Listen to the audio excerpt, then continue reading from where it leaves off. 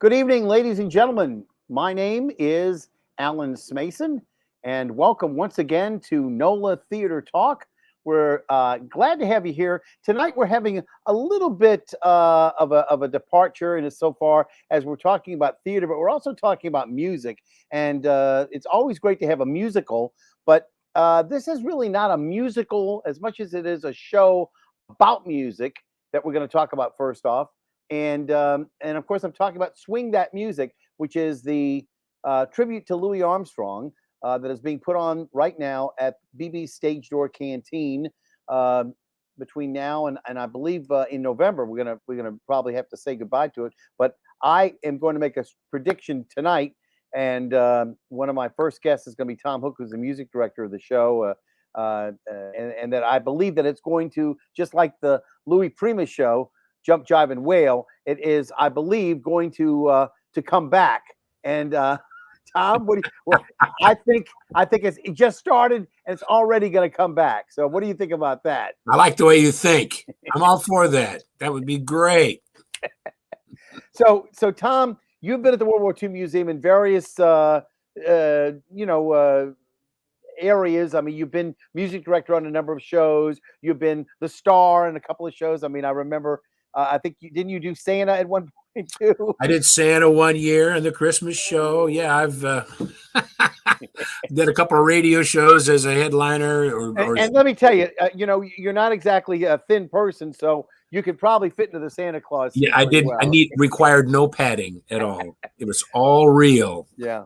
So and I just by way of introduction, Tom, you have worked in and around New Orleans for a long time. Mm-hmm. Again. You worked for many years with my dear friend Cynthia Owen, and of course you worked on the various American Queen steamship company. Is that correct? Yeah, I worked for Delta Queen, which was the parent company of American Queen. So I worked with Delta Queen and all of her boats, and then the subsequent companies that have come on the river that are riverboat companies. I worked for them as well over the last few years. So I've spent a lot of time on the river. Well, better to spend time on the river than in the river. That's the way I say it. Indeed. So we are waiting to have your compatriot, the person who was the co-creator of this show, Wendell Brunius, also join us. For some reason, he's having some trouble getting in, but we're going to wait for him. But we're not going to wait all night because coming up at 8:30, we have another guest. So, I wanted to make sure that you all didn't feel like you were being overwhelmed. And I have another guest coming in at 8:30, Bina Sharif, and I'll talk about her as well later. But for right now, let's talk about, and I got some beautiful pictures yesterday that I wanted to be able to share. You probably, have not seen any of them. But one of the things is that this is going on at BB Stage Door Canteen. You can see the little logo now up. And so we actually have a show that honors the life and the music of Louis Armstrong, as I should keep saying sometimes, because I slip into that from time to time, because he always called himself Louis, correct? Yes, that's correct. He preferred Louis to Louis. Yeah. And everybody still says Louis because I guess, even Sandra Bullock said, I'm naming my boy Louis, right? She did. She said that, named after Louis Armstrong. I said, no, it's Louis Armstrong. Louis Armstrong, yeah. All right. So, as you know, I always invite people to come in, and we have as an icebreaker, a nice drink that we offer. Now, I don't know what you've got yet, but I'm going to tell everybody what I have tonight. This is a new drink that I've never made before. It's called the Silk Stockings, plural, Silk Stockings, and it's made with 1.5 ounces of tequila. An ounce of cream de cacao, a dash of some grenadine, and 1.5 ounces of cream. And you shake it up, you strain it, and I'm going to tell you, if I got to have my tequila one way, this is the way I want to do it. That's pretty tasty. Is like a chocolate malt almost. It's really delicious. Yeah. So I wanted to have something that was a little bit different, but also delicious that I can sample. So those of you who are joining us tonight, Tom brought his own drink in. Now, what did you bring in? Tonight I'm having the Dark and Stormy. Now mine has already been mixed up, so it's lost its dark and stormy character. But that, of course, is dark rum and ginger beer. Correct. Mixed together. And now, it is my other favorite drink made with ginger beer is the Moscow Mule. Correct. Absolutely. Yes. Moscow Mule. I love the Moscow Mule, and I love to make them fresh with a copper clad, drink holder, whatever it is, whatever you have. Whatever you have the copper cup. I hate to say glass because it really is. It's a mug more than anything else. Yeah, but it's made out of. I have some that were actually at Tales of the Cocktail. They gave out made out of pure copper. I just don't want anybody to know too much about that because they might try to steal it and turn it in for the value of the copper. You know how that goes. Anyway, the best stuff at Tales of the Cocktail. I love the swag as you walk out of there at that place. So tell me a little bit about, while we're waiting for Wendell to come in, tell me a little bit about how this show got started. Was it based on the success of the Louis Armstrong show? And you said, we have another Louis in New Orleans who's obviously famous. Or what? How did this come out? Well, that's pretty intuitive, Alan. That's kind of exactly how it happened. Wendell and I spend hours and hours together, traveling back and forth to jobs and listening to music, talking about music. And we were talking about the Brunious show, which was so successful, and it's great music. Of course, he's a great New Orleans musician. And Wendell and I are both big fans of Louis Armstrong. We both feel that he is one of the most important forces in American popular music. And I said, a great venue for this, Wendell, is we should put a show together like the Brunious show to perform in the Stage Door Canteen. It's such a great venue, and it's a perfect place to have this show staged. So it's something I started talking to the museum about a little over 3 years ago. And so we had it slated that this is what we were going to do. And then, of course, with all the ensuing issues with COVID and all sorts of other issues, it just got put off until finally we're opening it this fall. But that's really where it came from, because the museum is dedicated to period music from the 1940s, 1950s. Of course, Armstrong's career was on either side of that, but of course, it was right in the middle of his career. And being a New Orleanian, being so important to the invention of jazz, it seemed like the perfect place to put the show. So that was the idea. And of course, when I brought it up to the museum, they embraced it wholeheartedly, said, yes, absolutely. We want to do that. And so it gave me plenty of time. Well, I can imagine that it's a natural for the BB Stage Door Canteen because of Louis Armstrong's history, obviously in New Orleans. Even though he only stayed in New Orleans for a short time, he really lived most of his life away in Queens, etc. But or touring. He was touring. Probably several months out of the year. A lot of times he wasn't even home. But I have to say that what you all did on stage, and you've got just a small ensemble. I'm going to try to throw some pictures up in just a little bit of some of the people who are involved in this. But you've got I'm trying to remember on bass. Is that Richard Moten? Richard Moten, yeah, that's the one I'm looking right now for my notes. Richard Moten on bass. You've got Freddie Lonzo on trombone. You've got Wendell, of course, on trumpet. You've got Charlie Kohlmeyer on drums, and you've got, is it Tom Fisher? Tom Fisher on clarinet. Yes. So, and again, that doesn't sound like a whole lot, but that is a jazz ensemble. That's what we used to have out of New Orleans all the time, basically. My motivation was because Armstrong toured so much with his all-stars in the 1940s and 50s, and that really did rejuvenate the New Orleans sound in the jazz world after it had moved on and evolved into swing and more modern jazz. And Armstrong's all-stars kind of brought traditional jazz or mainstream jazz back, and it was a sextet.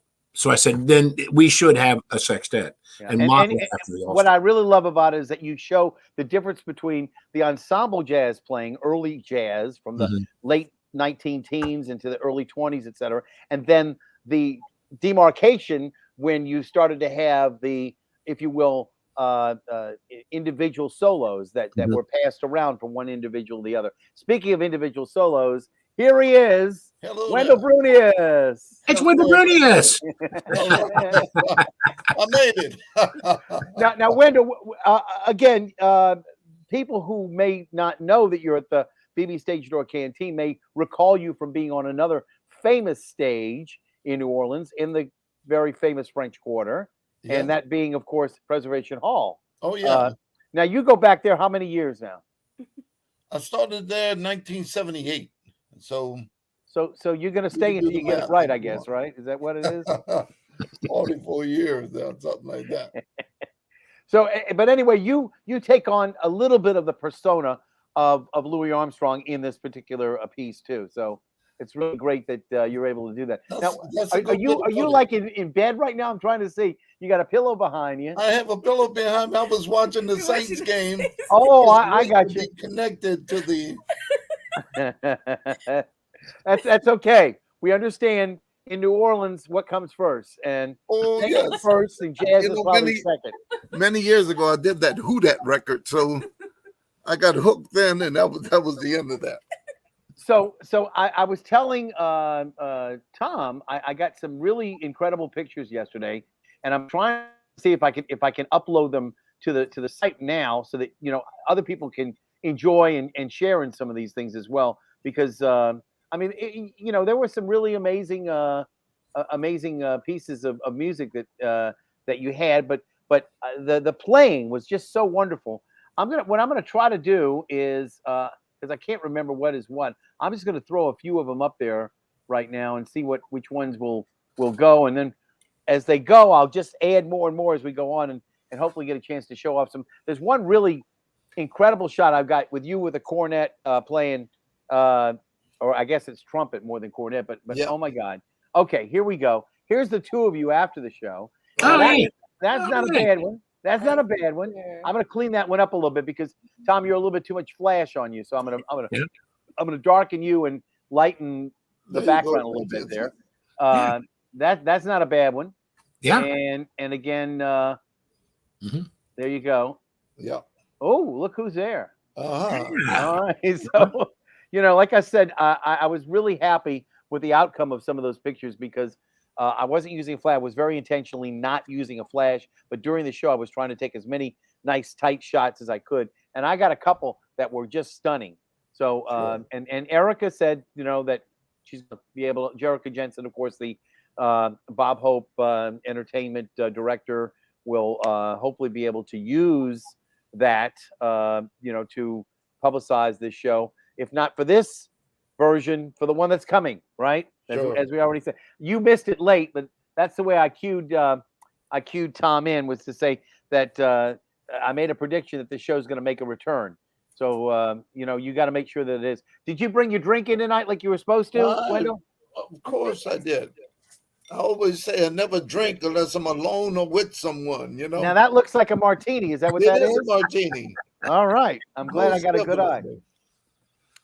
And again, the key to a good martini not only is the proper amount of vodka or gin, depending on what you're making, etc., and a little bit of vermouth, hopefully, because that's a true martini. But the number of olives has to be odd.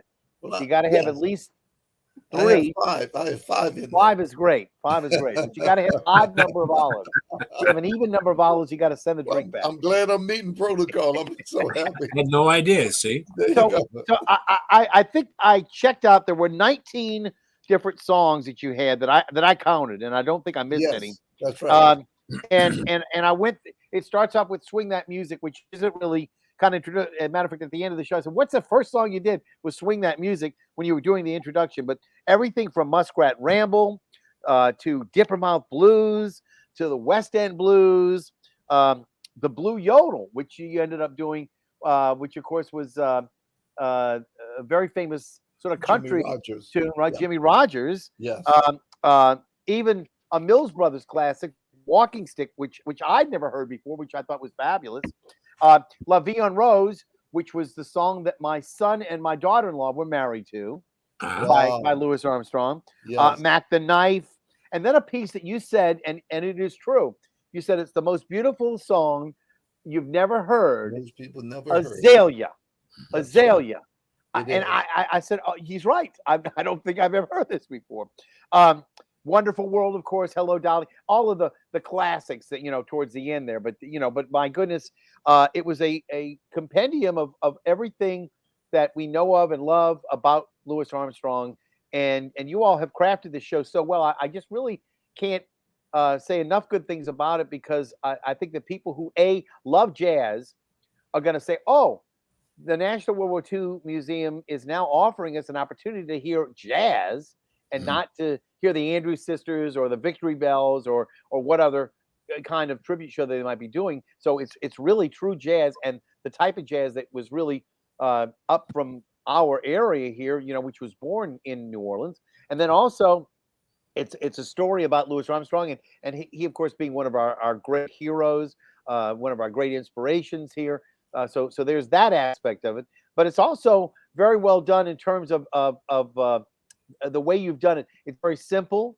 There's not a lot of stage scenery or anything like that. It's just you guys really kind of conversing, and you all have each one of the individual people, from Tom Fisher to Freddie Lonzo to Wendell, to yourself, Tom, to Charlie Colmeyer, everybody who's in there, Mr. Moten, etc. All doing a little bit of something, all adding to it's sort of like a gumbo. Everybody's contributing to the gumbo, if I may say it that way. What do you think? Oh, absolutely. I love it. I love it just sonically, just listening to all the different voices and everyone's different accent and different way of delivering the material is kind of, to me, it's kind of parallels what happens musically. You've got people from really all over the country and all different types of cultures and backgrounds, all contributing to this one thing to make this one sound. And then when you hear them speak, it even enhances it more, because everybody's got his own personality, some more than others, Yeah. And I love it. I think it's just charming as it can be. You got Freddie Lonzo, who is a force of nature, and Charlie Colmeyer is a real yat. Tom Fisher's from the Midwest. I'm from the Midwest. Wendell's native New Orleanian. Richard is from New Orleans, and so you get this whole mixture of dialogues, and that's pretty much what jazz too. It's this contribution of people from all over, everywhere, creating this whole new American thing. Yep, and it's Louis Armstrong that's the thread that's keeping us all together. Yeah. And there you are, Tom, at the piano. Yeah, I'm gonna get that's a little bit of there. And there's Wendell. Now that's not as good a shot as I got, but I kind of like this one, the two of you there. Oh, that's I like that. There you go. And again, not all of them are the best shots, but some of them are okay. I'll live with them. But as I said, the music is what gets or should get people in there, and then of course, what's going to make them, stay is the fact that this is a well done show, and that it really has a lot to speak to, not only the music but also to see that live aspect of the jazz coming off the stage. And I think it's important. It's historically accurate. Everybody who was in attendance at the show that I was at, thoroughly enjoyed it. And I know that, as I said, it's a good thing that you all are doing that. Wendell, how would you compare the way this show is to like doing a Preservation Hall show? They're very similar, aren't they? Well, when we toured with the Preservation Hall, we played the same show a lot of times, for 5 or 6 weeks, however long we were out. So, but this music is much more challenging than what was at Preservation Hall, because you got to play on demand. And Louis Armstrong took no prisoners when he started hitting high notes, man. Like Saturday night, I actually had bitten my lip. Ooh. I did pretty well, I thought. But Sunday, I had iced my lip. I was there 2 hours before, warming up and stuff. Man, guess what? I felt a lot better about my performance after that, after the 2 hour warm up. Well, it was right on pitch as far as I thought. What is you think your the hardest note for you to hit? Is there one particular one that you say, gee, that is it West End blues, or what is it in there? Well, West End blues is one of them, yeah. And the end of that La Vie en Rose, when Armstrong takes that thing so high. Yeah, he goes all the way up. Oh my God. Oh my God. And you know, I'm saying little prayers inside of my head as I'm playing those notes. Well, nobody could blame you if you missed it, but by the same token, you know, I think you're you know, dedicated to the craft, and you know you're not going to try. You're going to do your best to make sure you hit it. You know, the respect you have not only for the music and the art form, but for Louis Armstrong and for the rest of the band, because we're all there. It's an interdependent thing. We're all there supporting each other. And Tom Hook, I just want to say this, did a great job with that music, man. Thanks, Wendell. Thank you, Tom. One of the things that Alan, that I wanted to do, and Wendell, as I said, we spent hours and hours talking about this. Yep. Scores of hours driving back and forth to Baton Rouge. Yep. And one of the things I said is, you know, there's been so many Louis Armstrong shows I've gone to, or you go see bands and they play Louis Armstrong music. Well, Louis Armstrong recorded hundreds of songs. Almost every song is a Louis Armstrong song, but they just play them like tunes. You know, they just play the tune and everybody plays a solo and that's it. And I said, if we're going to do this, we have to do this as correctly and as close to the original recordings as we can. So what I did was actual record transcriptions of every song, so that I dug beneath the veneer and captured everything that had been done on the original recording, with the exception of the jazz solos, of course. But it brought a whole new element to the show. It really not only recaptured the sound, but gave everybody in the band a new respect for those men. When you dissect that stuff, you go, oh my God, listen to what they're doing. Wow, they really were geniuses. And so it's challenging because we're not just playing tunes. We all play tunes. We've played these songs thousands of times, but have never played them exactly the way Armstrong's band played them. And everything was so carefully thought out, so carefully arranged, backgrounds, key changes, introductions, interludes. It wasn't all just by chance. He was a genius. Were all the pieces of music available to you, or did you have to go research that? Did you have to get them somewhere? Wendell actually suggested the tunes that we should do, and then I went and I found the recordings and then transcribed them. Note by note. You actually didn't go get sheet music that was existing. You did your own transcriptions. Oh my goodness! Yeah, and you all did that by ear just to figure out what they were playing. Yeah. I do a lot of that and have done a lot of that in my career. And I think it's very important. And so it was a task. It took a couple of years to do it, you know, because it takes a long time to go through there and sort it out note for note. And like I said, I didn't transcribe the solos because that defeats the purpose of jazz. But as far as the ensemble work and the backgrounds and the forms of the songs, they're all transcriptions.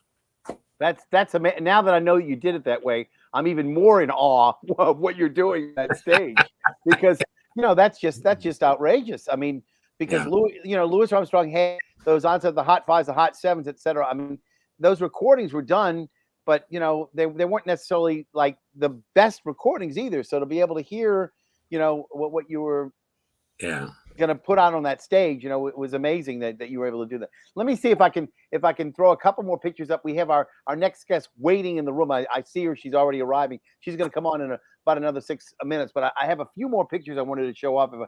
And now some of these may be a little bit out of focus. You never know.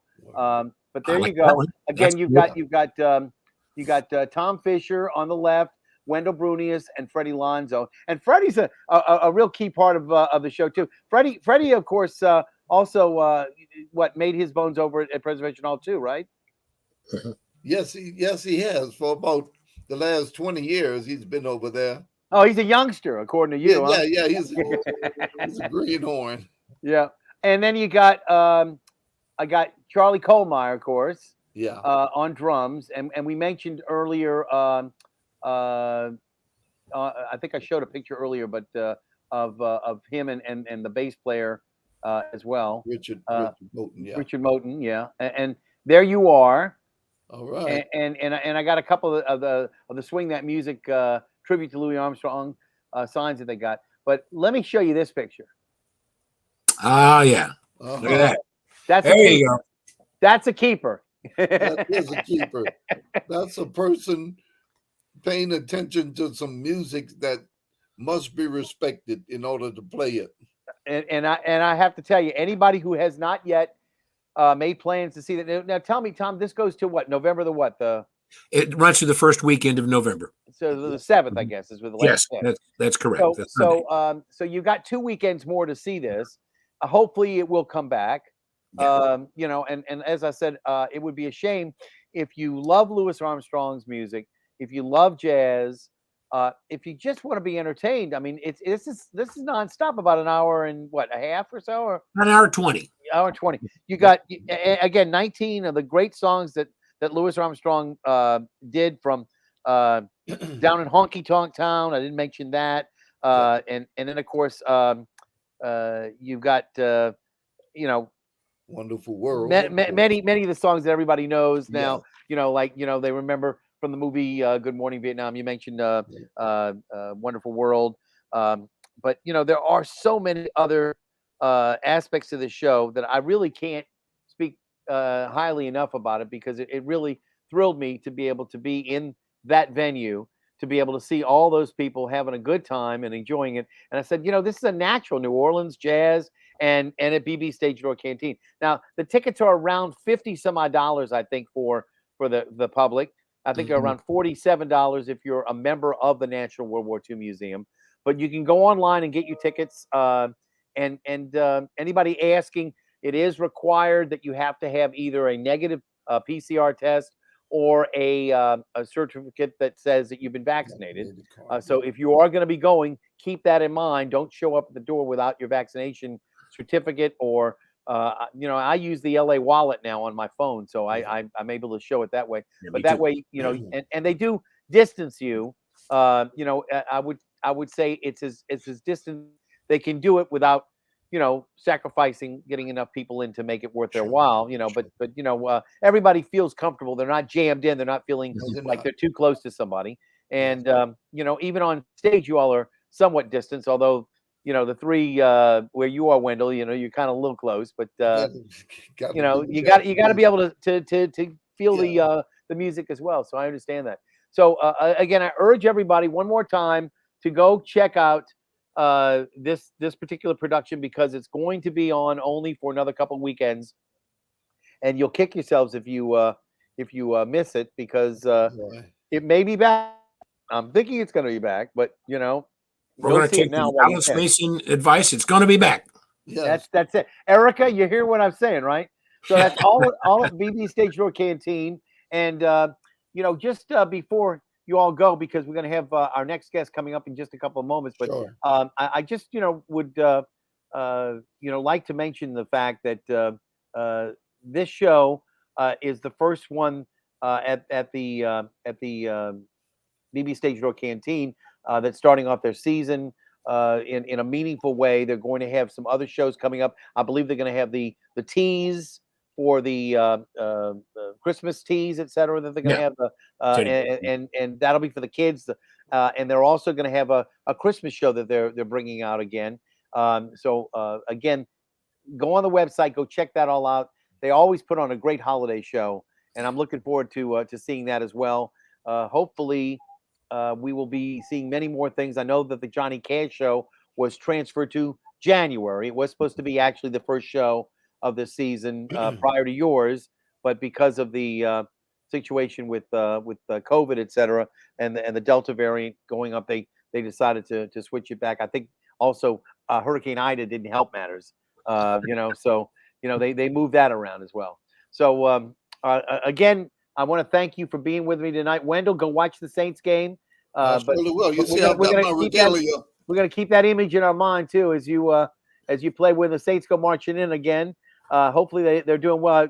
You want to let us know what the score is, or is it's 7-3 Seahawks right now. Okay, well we got to work on that. I think the Saints have got something for them. All right, well, let's see. Let's see. All right, Tom, thank you for being with us again. My congratulations to Tom Hook and Wendell Brunius on their show. Again, Swing That Music. Go check it out at the National World War II Museum's BB Stage Door Canteen. You have a good one. I'm going to just go ahead and say goodnight to Tom and Wendell. Thank you very much. Good night, brother. And We'll see you. We'll see you hopefully soon. All right. Yep. See everybody soon. Thank you. All right. Bye-bye. Bye. All right. And now we're going to have our next guest, as I promised at 8:30. We're going to have our guest visiting, and again, I'm not quite sure where she's living, if she's in New York or where she is, because I know a friend of mine told me that he had seen her show in New York and she was coming down here, and so we're very enthused to find out about it. But ladies and gentlemen, if you would please welcome to NOLA Theater Talk, Bina Sharif. Hello, Bina. How are you? You might have your microphone off. Let me see. I think I'm going to unmute it. Let's see. Yeah, unmute your mic. Unmute your mic. You've muted it. You've got to unmute it. Yep. You've got to unmute yourself. You've got to figure a way to do that. And meanwhile, let me say that yeah, I can't unmute you because you chose to mute yourself, Bina. So why don't you figure that out? We'll bring you back in a little bit. See, figure out where it is. It's got to be where it says at the bottom, where it says cam mic and mute at the bottom. There, cam mic, yeah. There you go. Okay. All right, now you got it. Yeah, yeah. Because there's some things I can do and some things I can't do. So I understand. Yeah. If you mute yourself, it means like you're gonna cough or something like that. No, I made a mistake. Yeah. So I already earlier introduced my little icebreaker, that as I like to call it. I made a drink called Silk Stockings, and this is an ounce and a half of tequila, an ounce of cream de cacao. I have that. A couple of dashes of grenadine, and 1.5 ounces of cream, and all shaken and strained. So that's what I'm having. And you have what kind of white wine? Is it a particular one? It's a Chardonnay. Very good. Now, Yeah. Bina, you are from Pakistan originally, correct? Yeah, I am. Yes. So tell me a little bit about, first off, where in Pakistan, and again, I remember Pakistan, but I also remember back, when I was like around the college years, when they had Bangladesh, which was another part, because Pakistan was was a bifurcated country, basically. It was the east. Yeah, and the west that's a long time ago. Yeah. So is it now back to Pakistan, or no? It's Pakistan is Pakistan and Bangladesh is Bangladesh. It used to be together. They still are separate. Yeah. Yeah. The whole thing was Pakistan, East Pakistan, the West Pakistan, and now the East Pakistan became Bangladesh. So it's two different countries. So you're from Pakistan, and everybody else in the east part. I am from Islamabad. I'm from Pakistan. Yeah. Okay, gotcha. So listen, Alan, the theater asked me if I can mention a few things about them. So can I? We're going to get to them. We'll get to them. We have a full 27 more minutes to deal with it. Okay. Oh, okay. But before we put their plugs in, I'm going to ask a few questions on my own, because I need to find out about you, and I need to find out about the play. And then we get, to the plugging. The plugging is good, but people want to know more about what you are and what you offer. It's great. So tell me how a person from Pakistan makes the journey to the United States. And I know you have a husband, so I know that's part of it. But no, my husband is American. Right, I know. That's what I'm saying. How you made it to America from Pakistan. And, and it might have been that you wanted to be, with your husband. I'm not quite sure, but let's back it up.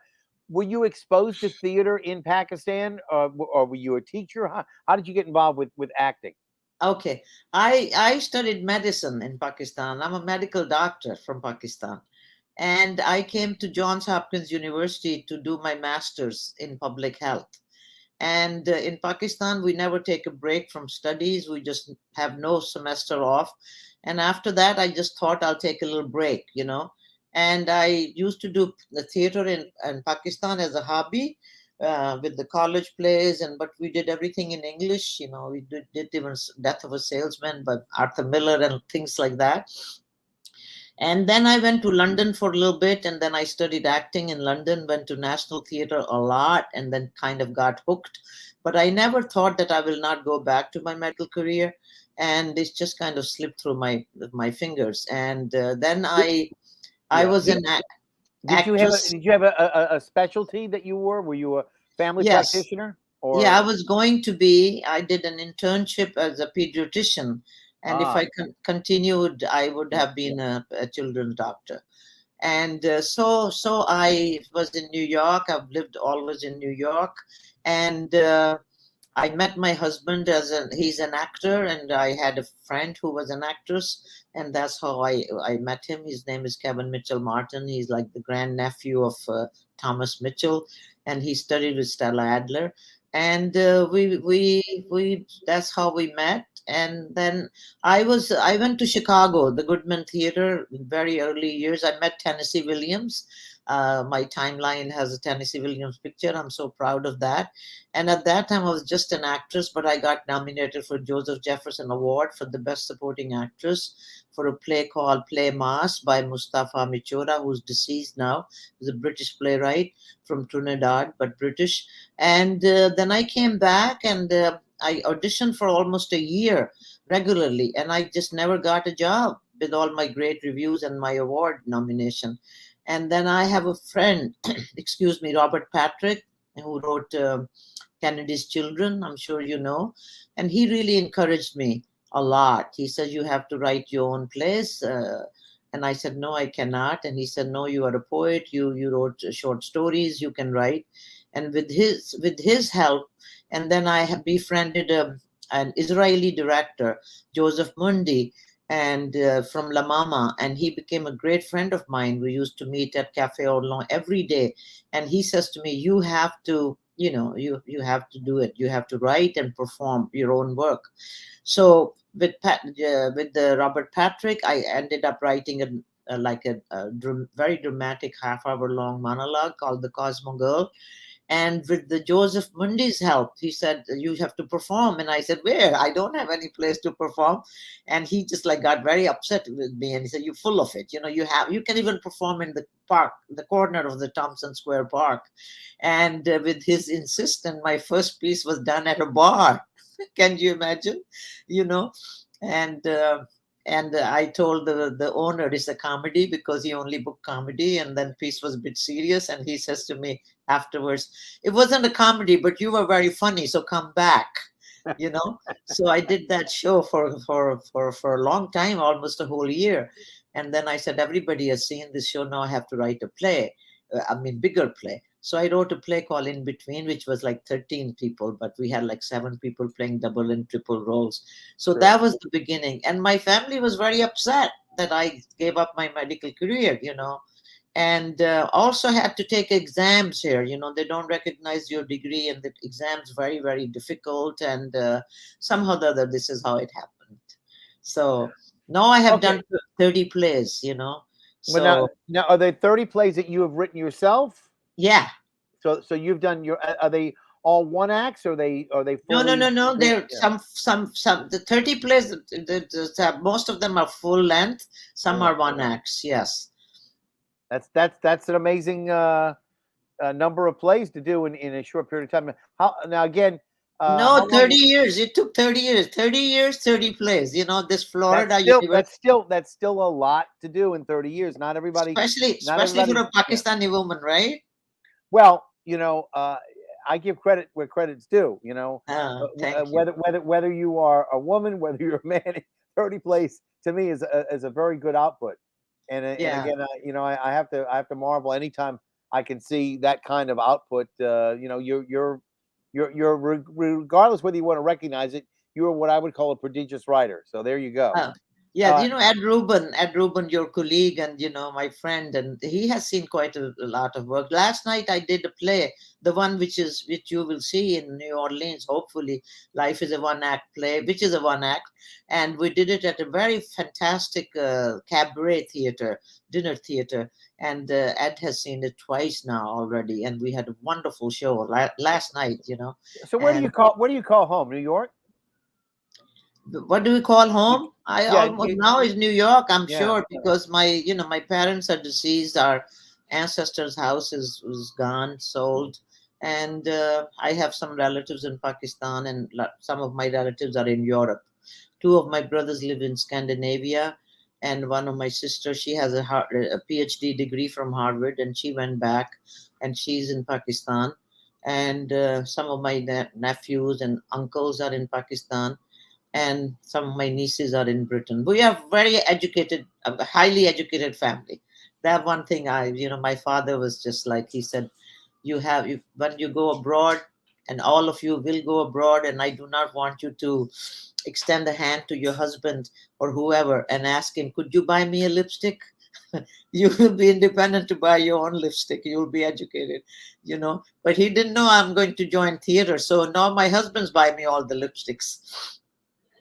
It's always nice when you can have a partner who's supportive, who understands. He's very supportive. He's an actor himself, Right. And the fact he is an actor probably is for him, fundamental understanding about what you're doing and how important it is. But you don't think you'll ever go back to being a doctor now after 30 years, huh? I don't. I think I'm sure I've forgotten a lot, and then also I cannot really practice here. If I go back to Pakistan, perhaps I can have a license there because they don't require any other. Hello, Kevin, turn the light on. Yeah, sorry, he turned the light. You need a lighting director now. Yeah. Okay. No, he didn't realize it. So yeah. So the thing is this, like, I could have worked in public health because that did not need any exams or anything. But I was a little tired of medicine, I just wanted a break. And then it's just, some people say to me, oh, you're very bold. You made such a courageous decision that you gave up medical career, became an actor and playwright. I said, I never made a decision. It just happened. So maybe subconscious decision. So this is a play. You said life is a one-act play, but it's one act. But your husband is in it too, right? He's in it. Only two character play. Yeah, he's done a lot of my plays, but this is the latest one. It's only two people. Usually we have like more people in the play, but I wrote it during the pandemic, and it's just like a lot of people I knew they will not be able to act in the plays because they are still scared to do theater and go inside the theater, though the theaters are opened.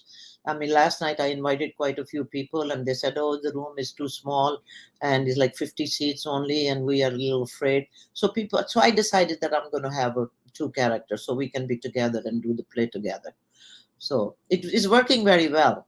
I hope you will see it, And I'm also doing Afghan Woman, which is the one-woman play, which I wrote in 2001, at the time of September 11, when it happened. And then the war started in Afghanistan. So I had known quite a few, not known, but I've seen a lot of refugees from Afghanistan in Pakistan.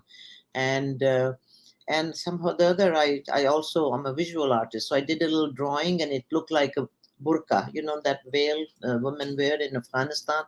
And I said, oh my God, this looks like Afghan woman wearing a burqa. And that was the initial concept of the play started from that.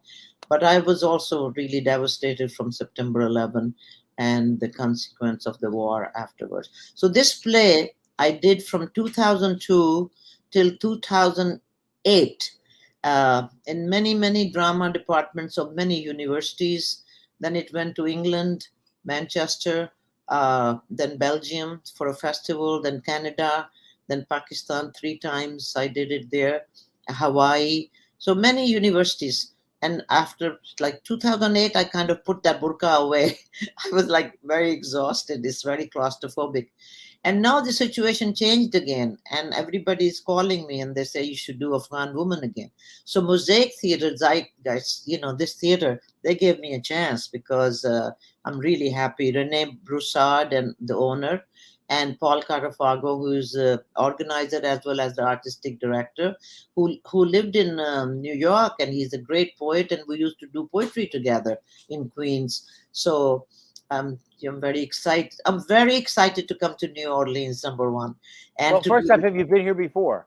Excuse me? Have you been here before? Never. And I love Tennessee Williams like everyone else does.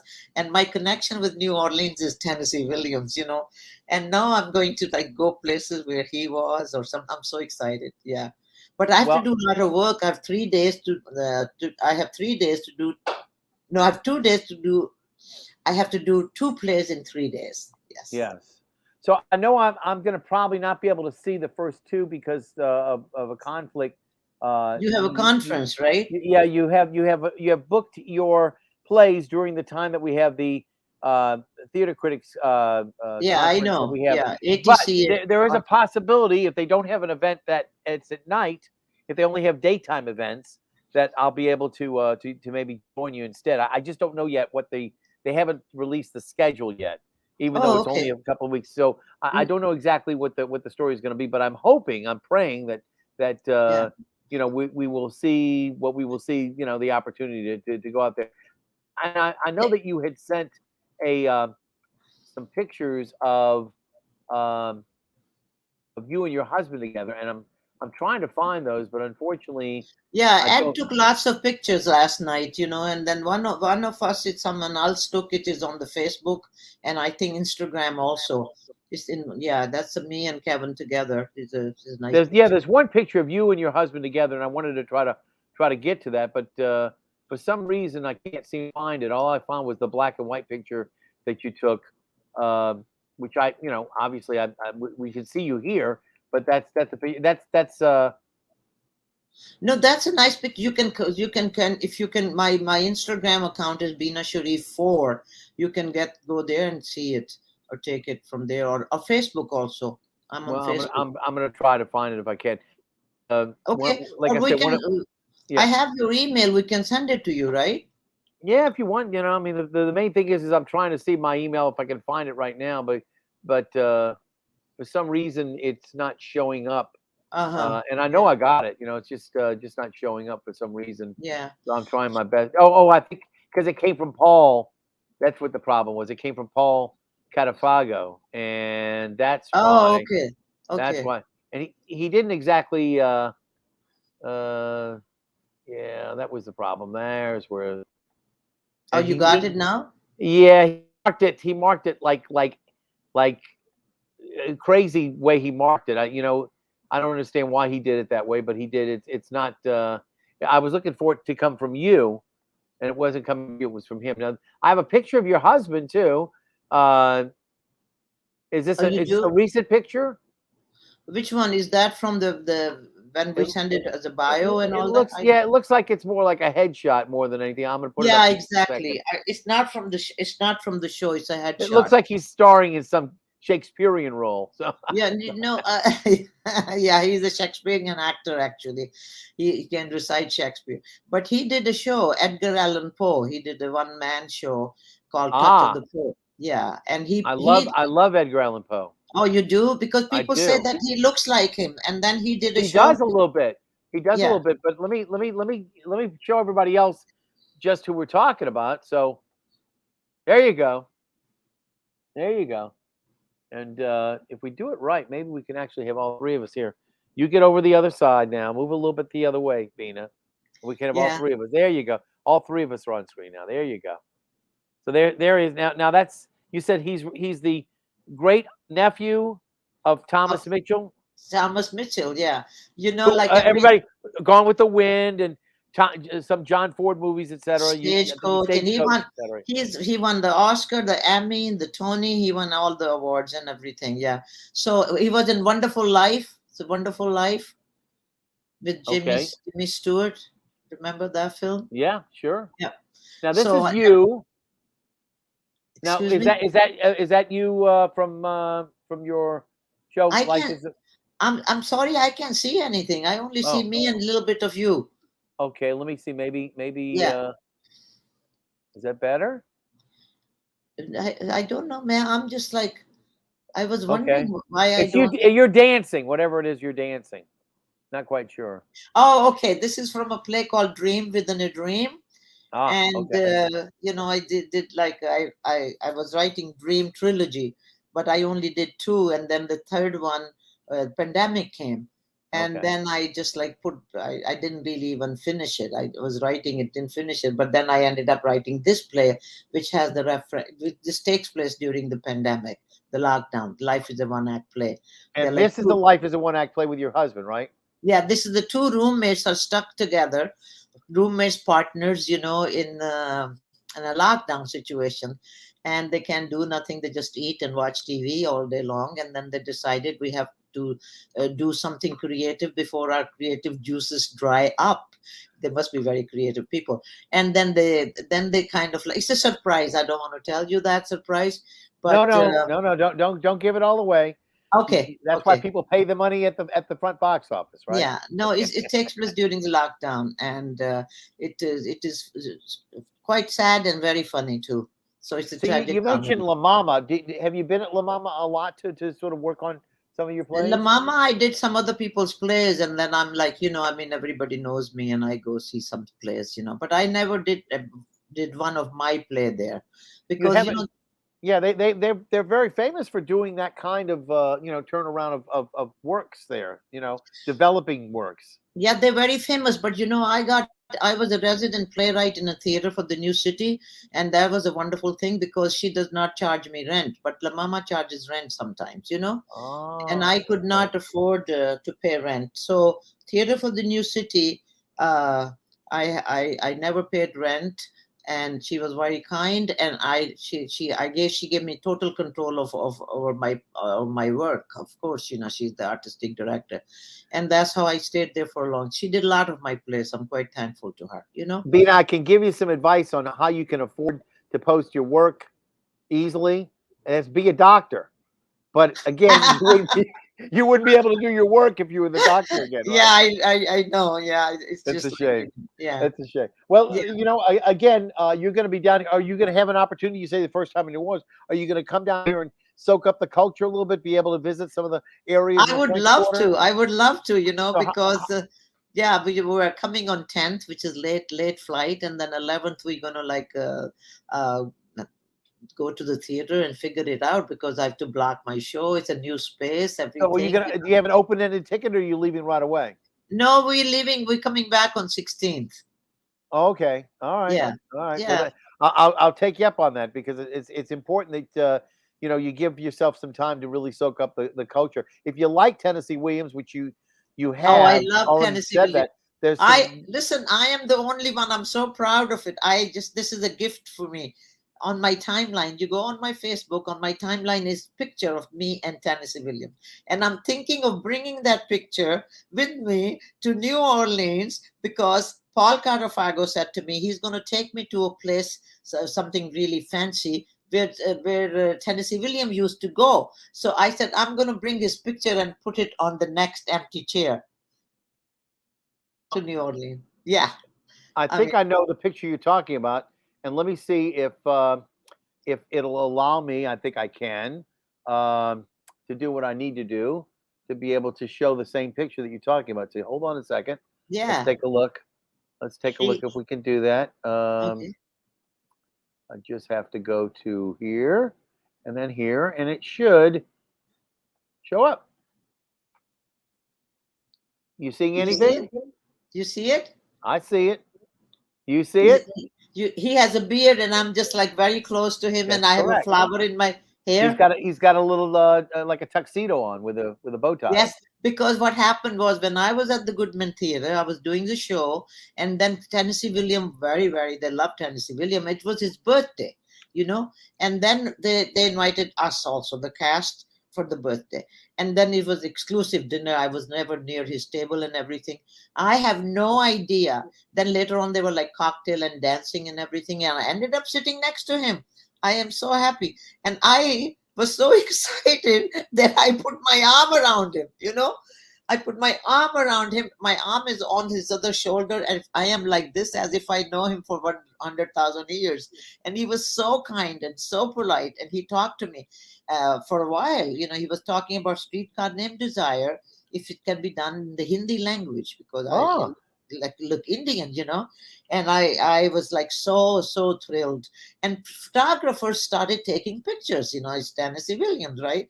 And I was like, then I when later on I realized, my God, my arm is around his shoulder because I had nail polish, and I said it's my nails.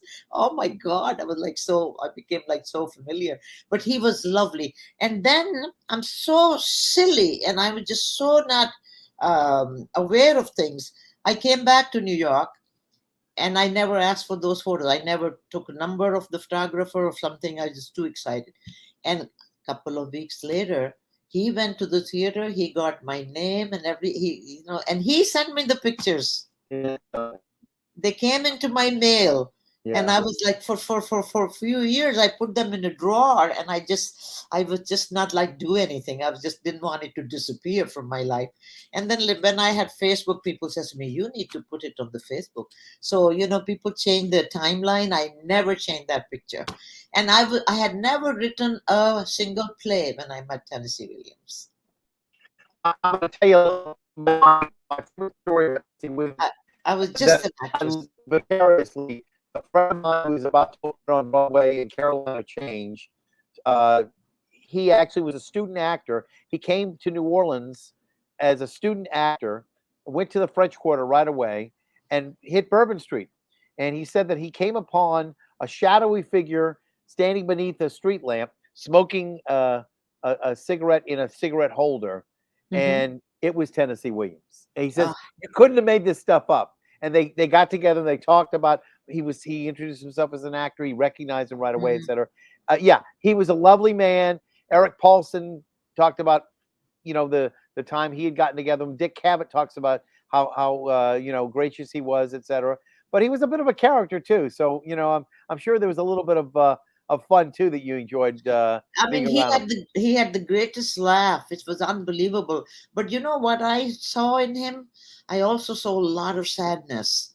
I mean, he was great, cackling laugh, and then towards the end, it was very, very cold that night, and he wore his coat, and then he's just leaving, and he felt like he was so lonely and sad.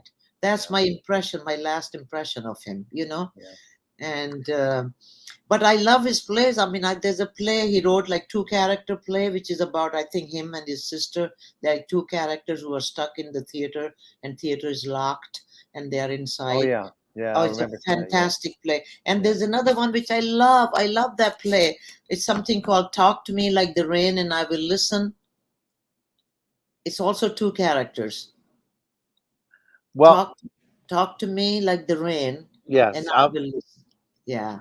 I want to make sure that everybody knows that you're coming to New Orleans. You're going to be here again on the weekend of the 12th, the 13th, and the 14th, right? 12th, 8 o'clock, 13th, 2 o'clock, Afghan Woman, and 14th, 6 o'clock, Life is a One-Act Play. So I've got to make sure that if I can get away, I will come. Again, we'll be talking a little bit more about it on Stepping Out. I won't be able to do a review though, because it is only a 1 weekend, run that you're having over there. But it's at the Zeitgeist Theater. And again, those people who have not read the memo, Zeitgeist moved from where they were on Aretha Castle Haley, which was in the Central City area, all the way out to just past the parish line on St. Claude Avenue, where it becomes St. Bernard Parish. And that is what used to be Richard Mayer's theater when he had the Shadow Box, and I believe it was called it begins with a V, like Vantage or something like that. But in any event, it wasn't around that long that we all remember it, unfortunately. But in any event, Zeitgeist is there now, and you're going to be there in all your splendor. We're going to be able to see, again, the first play is which one again? 12th is Afghan Woman. It's a 1-woman show, which I wrote a long time ago. And on 13th is the same play at 2 o'clock. 2 o'clock. And on 14th is Life is a One-Act Play, me and my husband, Kevin Mitchell Martin, at 6 p.m. And then there's always going to be a discussion. And this is their 35th anniversary celebration of the Zeitgeist Theater. And also they are sponsored by the Mosaic Intercultural Arts Collective, and Rene Broussard is the owner, and Paul Cartofago is the artistic director and organizer. Right. And I am so happy that we now got to know each other, and I'm so happy that Ed introduced us. It's like it's a real pleasure. And thank you for inviting me. Pleasure's all mine. I look forward to meeting you in public. And again, I want to urge everybody to go check you out at the Zeitgeist. Again, not this weekend, not the next weekend, but the weekend. Is that right? The weekend Yes. afterwards. So 2 weekends approximately, because we're getting close to the 12th end and of it. 13th, yeah. So And I'm don't. looking forward to meet with you, Yes, I will too. Yes. In the Thank meantime, you. just stick around for a little bit. I'm gonna say goodbye, but just stick around for just a second. Ladies and gentlemen, it has been a full night. We've had theater, and more theater. Again, I want to thank you for being with me. My guest earlier, Wendell Brunius and Tom Hook from the Swing That Music tribute to Louis Armstrong show at BB Stage Door Canteen, which you can check out between now and the first week in November. And also, of course, you just saw Bina Sharif, who is in a couple of plays over at Zeitgeist Theater on the 12th, 13th, and 14th of November. You'll hear more about that as we come along and talk about it. But again, I want to thank you all for being here. Again, those of you who are with me know that these shows of NOLA Theater Talk are on the NOLA Theater Folk Facebook group, the theatercriticism.com Facebook page, and my own YouTube channel. And again, we want to thank you for being here tonight. And I will see you, as always, at the theater.